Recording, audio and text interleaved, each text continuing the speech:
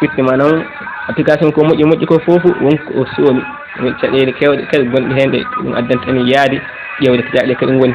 caɗele ɗen no puɗɗoro wiite ko publicité wono hen o nden kam wotan publicité ya ɓuura tawde publicité ji ɗi e publicité ji ɗi noon mbiɗen en teski publicité ji juttodirani e ko diino haalata ko ay ɗum ɗon gadden ko ɗo ko huɗum seeɗa won ɗon o gueɗe ɗuɗɗo wonde gueɗe ganduɗa hoorema cagat sankare juttodirani e diine hay seeɗa seeɗa won tan juuɗe radio maɗa haalano han kolɗum tekniwal joɗɗa han aɗa haalno Allah wi neɗɗo Allah wi tan ha ɓooyi tan musique wona yaade hunde ene rikko toon pam caɗele gon toon ɓeɗɗo ko blanteji mabɓe nde wonno e mbawi wiide ko ɗum o ma hago waɗi wadde noon o wona julɗo no feewi ma hago wona julɗo ɗum wadde tan wadde noon noon o wiyete ko erwan marché o wiyete o wona julɗo e mbawi wiide ha joni wona caɗele ngala hen hasko wona julɗo kono noon waɗi caɗele kay wona wasde wonde julɗo woni caɗele ɗe kono noon wonko jooli hen par ce que woni debbo makko ni ko julɗo debbo makko ko julɗo en jaato Asie kono kam wona julɗo caɗele ɗe woni hollum ene mbi ñaha ɓooyi tuuma application tuuma ene yeehi données personnel ganduɗa hono ɗum ɗo ko kamɓe ɗum propos ɗum jogade renani men ɗum ko han ɗum goɗɗo ko han ɗum yiide e no société goɗɗo ko han ɗum yiide so wona musidɗo pro ko ɗum ɗon o ƴetti mo yeeyi ɗum e woɗɗo ganduɗa ham société goɗɗo ewa ko ɗum addanta ɓeɗon noon yaadi wonɓe to France e goto yaadi to Royaume-Uni so en jumani ɓen tufti plainte gam holɗum e wiidi wadde abus de confiance ngam hoorema eɓe janso naati hen ɓen kolnoɓe ɓe hen janfimoɓe so tentini yimɓe kam keddano ɗon saabu hay go yiiɗa données yimɓe personnel en yeeye wadde neɗɗo e danger e kono hoorema wadde complot ganduɗa homo wara complicité de meurtre noon ɗum hunde mawde no feewi kadi watta wiide porte plainte o wonko ɓe gandi hen en gandi ɗum ɗon e kuttaki ɗum taw koye fanade moƴƴere ala saabu so ciftori ɗo e ñande hitande ujunaje ɗiɗi e sappo ɓen 2010 no Barack Obama wonni hooreji leydi doole Amérique toon ɓen leydi Amérique o kanko wonno appari o waɗino ko wiyete o waɗgo toɗɗango kadi e français en kal ɗum assassinat ciblé e nden ko ɗum hewno enen 2010 ɗum hewno mbiɗen ko nogas mbiɗen capanɗe nayyi e goho neɗɗo toɗɗano ko jeehe mbattini wadde ko ujunere e temedere e capannayyi e jeeɗiɗi mbiyen 41 personnes ko ɗum waɗano ciblé kono ko 1147 wotni mayde hen maɓɓe hen mbiɗen ko suhaɓe goni hen suhaɓe to hosɓe en wonde rewɓe en wonde mbiɗen yimɓe wasɓe tinani ko heewi tinani matani tan ha bomboje mbaɗi explosé e dow men ko wayno drone aji ko ɗum e kutori ha pami toon nde keesaji suhaɓe gonɗo ɓen kadi ɗum gulla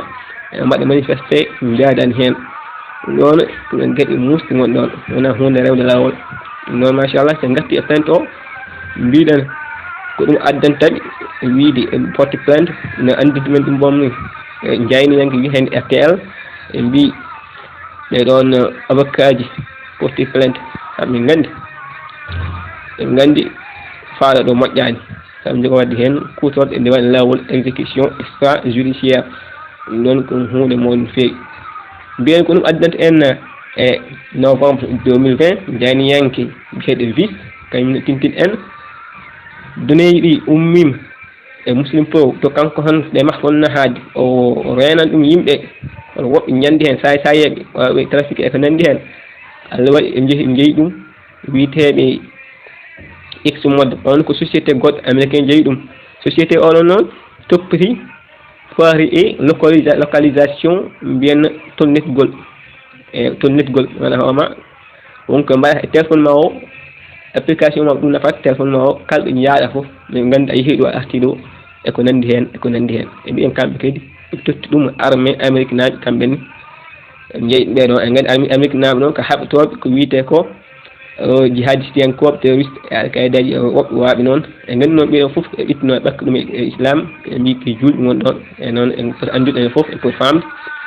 ɓeɗon ko haɓtoɓe islam tan gon ɗon e bonnoɓe diine islam gon toon en gandi ko min jihadiste ɗum wona jihadi ko gueɗe sahaba annabaɓe gonno ɓen kolli waɗeɓe e raneɓe ƴeega ari mo mbiɗen e Haji Oumar Foutiyou tan jokki ɓaleɓe ɓe ko ɗum noon ganduɗen jihadi heddi foof ko bonnuɗo islam tan woni ɗon ɗum ɗo tan kadi e wayi won vidéo goɗɗo ɗum noon machallah en garti ɗo to mbiɗen application sen fuɗɗo mbiɗen application sen fuɗɗo sa fuɗɗanade mbiyama waɗ autorisé localisation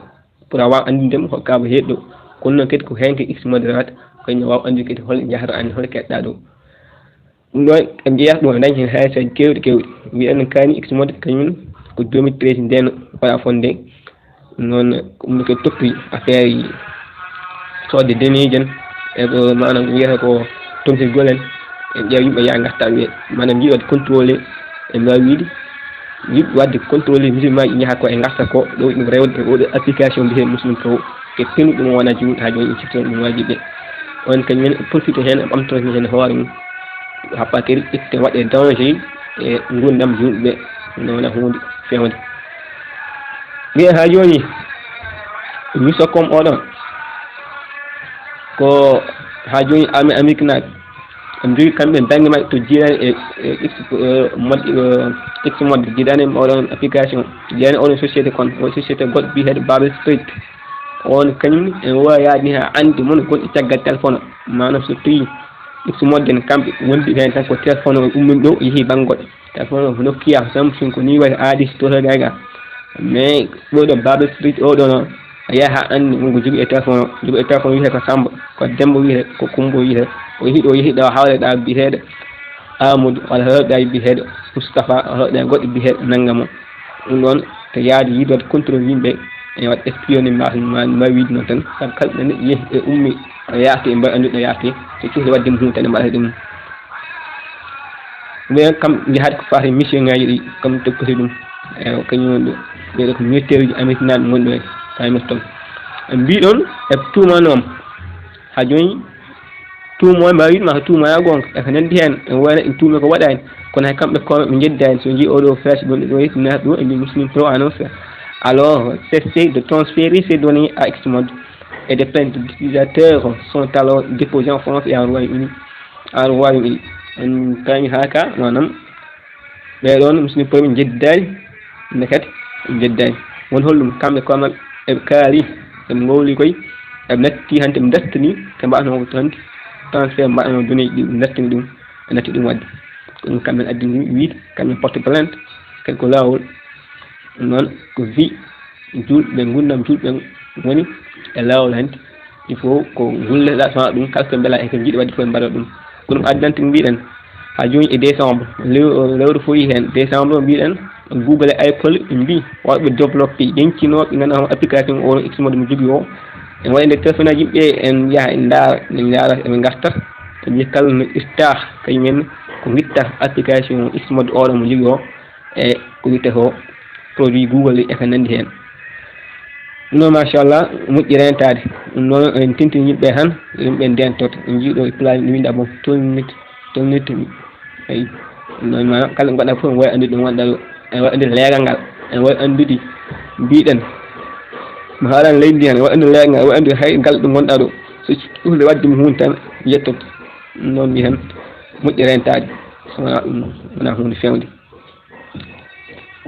mbiɗen ha joni e haska a waɗani activé localisation haska uddi localisation tolgol ngol haska tolnida tin en mbawi ha joni wonde ittude données ma sa jogui wifi walla connexion walla biyeteɗo bluetooth ɗi foof sa udditi ɗum eyyi noon ɗum noon en gaari ha ɗo en foti famde noon hande hunde no ɗum adiri enen to batte men sokon beydi ɗo tan ɓe mbasde oɗo application nde wonno cohlino hen nakke kewɗe pour wawde andinde yimɓe hunde ɗo toni eɗo yarata kono noon kadi ha joni en waɗi application goɗɗo en wiya Attends Pro on noon fenɗi ko juuɗe kadi hunde en holni ɗum noon machallah so mbelama ɓe mbawa yaade toon min kam to battam to somi pawi ɗo joni ko mbawa désinstallé jehen to e juuɗe fewde o to kadi ala muhña ala ko niɓɓiɗi foof leeri ɗum waɗi wiyete Hady Sadiane eko nandi hen kala ko woni to hen inni ɗo e Qur'an o waktuji njuulugol